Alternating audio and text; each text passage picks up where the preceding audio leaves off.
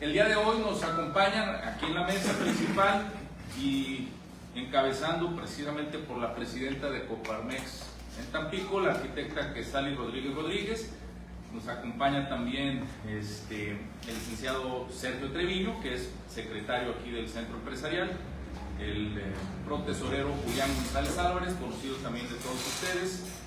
Nos acompaña y damos la bienvenida a Gustavo Adolfo Organista González de la CEMIC, el licenciado Juan Ángel Paredes del Consejo de Instituciones Empresariales del Sur de Tamaulipas, el CIES, Fernando Martínez de AMASFAC y el licenciado Alejandro Manuel Sóvera, que también de AMASFAC, pero presidente pues electo, ustedes nos aclararon aquí, del CIES para el nuevo periodo. El día de hoy con un tema pues que todos ustedes saben, muy importante, que es la postura que se tiene conjunta de todas las cámaras empresariales con la reforma a la ley, al Infonavit.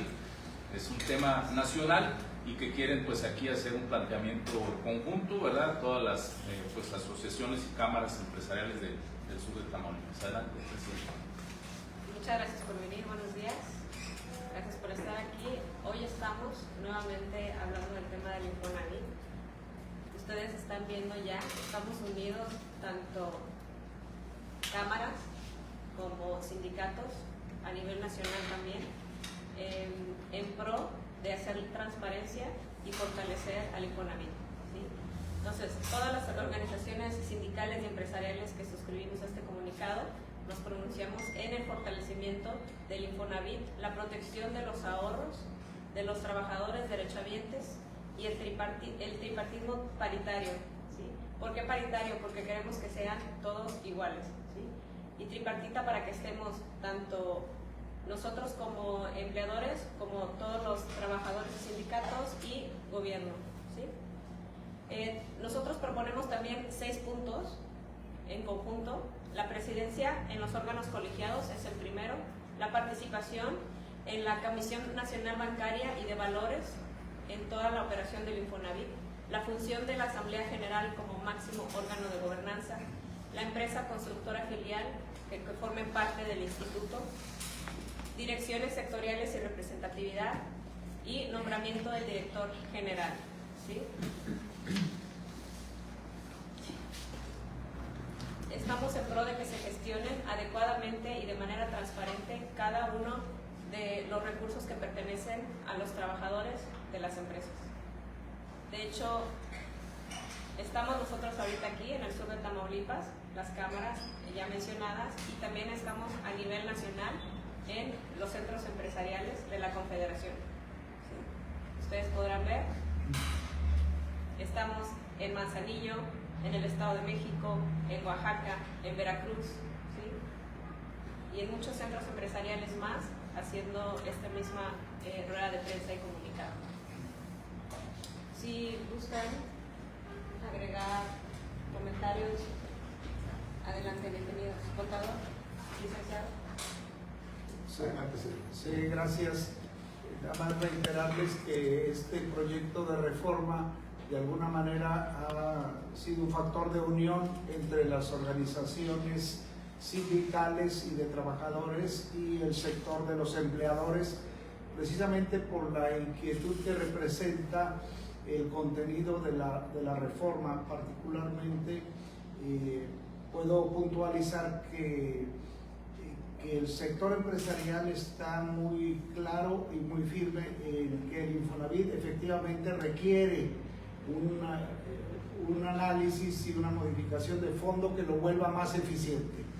De eso no hay duda y el sector empresarial se suma a esa política. Requerimos un Infonavit más eficiente y más efectivo y con mayores reglas de transparencia. Sin embargo, la reforma que se viene proponiendo desde el Ejecutivo Federal y que ya pasó por ambas cámaras y está de regreso en una por algunos ajustes, no satisface esta demanda porque no contiene reglas para el uso eficiente y transparente de los recursos, que vale la pena puntualizar. Los recursos del fondo, de este fondo para vivienda que conocemos como Infonavit, no son recursos del gobierno, El gobierno no aporta a este fondo de manera destacada ni mínima algún tema económico. Son recursos básicamente que pertenecen a los trabajadores. Y ahora parece con esta reforma que a los trabajadores les quiere poner un gran administrador para esos recursos. Pero además sin reglas claras que permitan asegurar la transparencia. Eso es uno de los aspectos principales de la reforma. Y en el otro, que se prevé y dispone la creación de una gran empresa constructora, ya circula por ahí en los medios, la megaconstructora del Infonavit, una empresa que se creará a instancias de esta reforma, pero que tampoco formará parte del Infonavit ni de la Administración Pública Federal para estatal, así aparece claramente en la reforma. Entonces, pareciera que se está creando una estructura con muy bajo nivel de controles y con muy bajo nivel de revisión y de auditoría, que seguramente podrá llevarnos a escenarios de un manejo descuidado o no auditado correctamente de los recursos de los trabajadores. Eso es básicamente.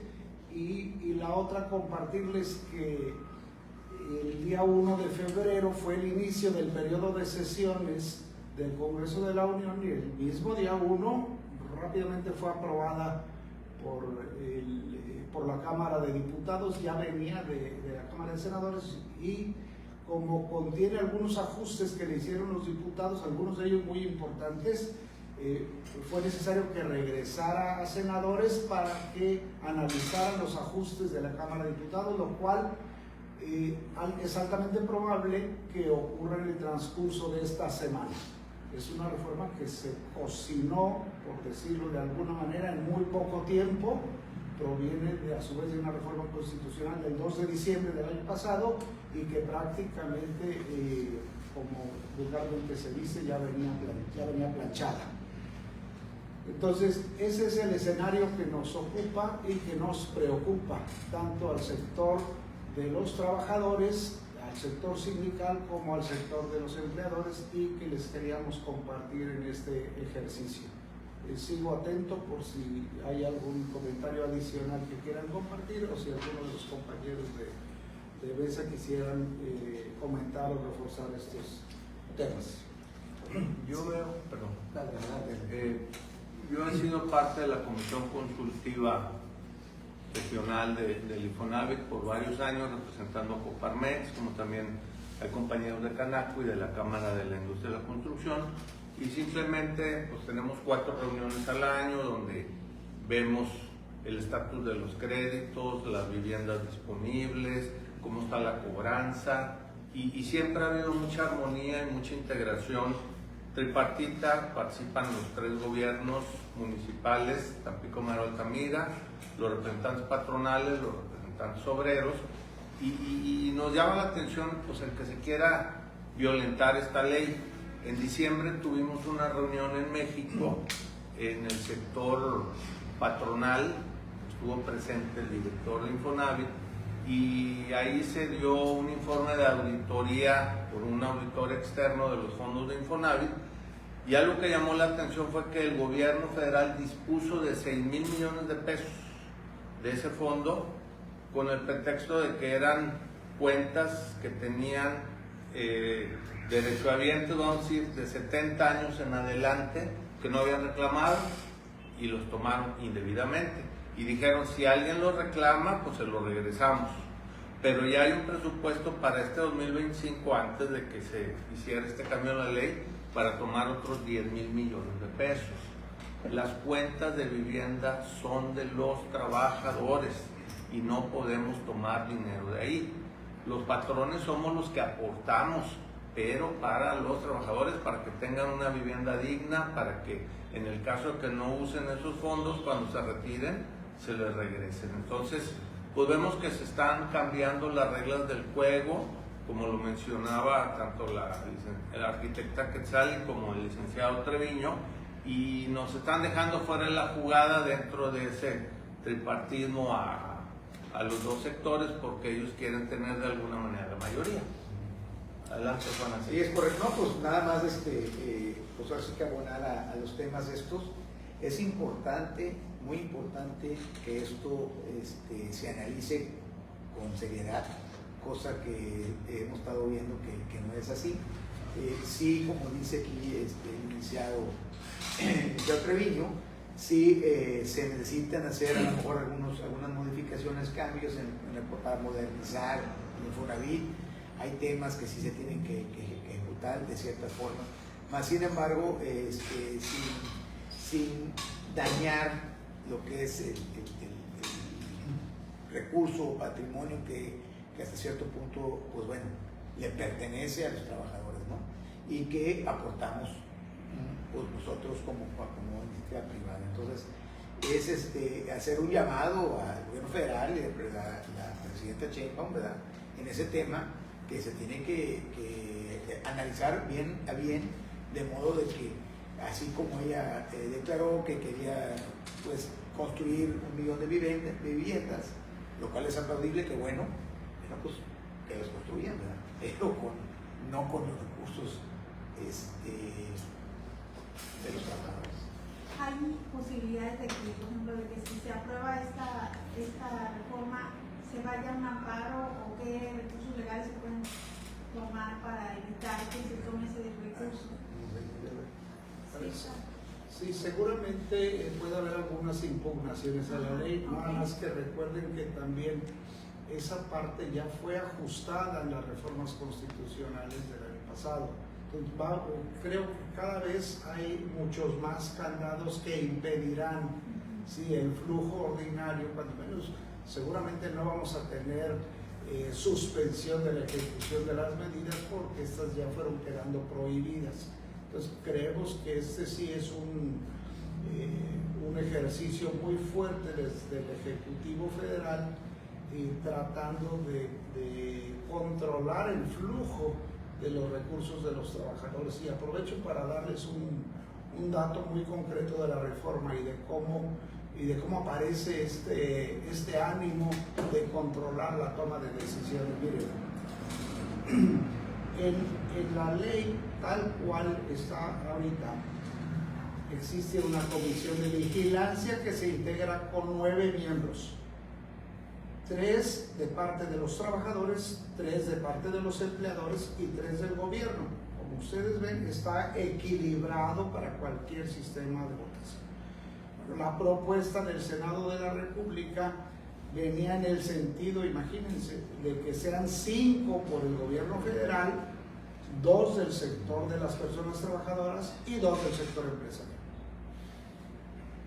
Eso se responde solo. O sea, basta la mayoría de la opinión gubernamental, por las razones que sean y que cada quien quiera imaginar, pero simplemente bastará que el sector de representantes por parte del gobierno vote en un determinado sentido para que los acuerdos tengan validez y se tengan que ejecutar. Afortunadamente, este tema fue visto por la Cámara de Diputados, que fungió ahora el 1 de febrero como Cámara Revisora, y regresa el proyecto al Senado, restableciendo el tema de que fueran 3 de cada uno de los sectores, incluido el gobierno federal. ¿Cuándo tiene que dar respuesta el Senado? Ese tema parece un tema urgente para el órgano legislativo. Y lo que yo escuché ayer del senador Fernández Noroña es que estaba proyectado para esta semana. De hecho, la primera referencia es que iba para la agenda del día de hoy. Me parece que no quedará el día de hoy, sí lo espero, pero finalmente es un tema de esta semana. Esta semana sabremos si esta parte modificada por diputados aguanta, resiste, o si el Senado trate de imponer la postura de los 5, 2 y 2. Entonces hay que esperar. El sentido de justicia social y de justicia para el sector de los trabajadores es el que se conoce como sistema tripartita, donde cada uno de los sectores tenga una equivalencia de voto para la toma de las decisiones, y este tripartismo se vería gravemente fracturado si ponemos en la ley un referente como este donde el voto de uno solo de los protagonistas haga la diferencia y se sobreponga sobre los demás. Muchas gracias.